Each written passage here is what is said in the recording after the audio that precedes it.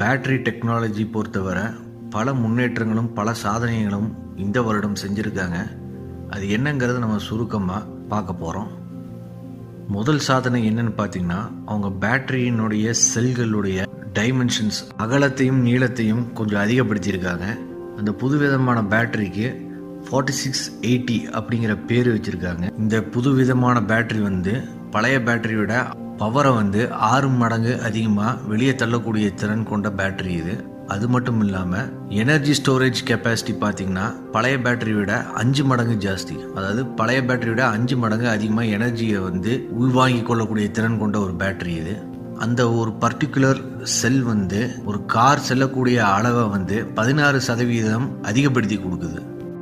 அது மட்டும் இல்லாமல் ஒரு கிலோவாட் ஹவருடைய காஸ்ட் ரிடக்ஷனை 18% குறைச்சும் கொடுக்குது. இதுக்கு முன்னாடி யூஸ் பண்ண பேட்டரி லித்தியம் அயான் பேட்டரின்னு சொல்லுவாங்க.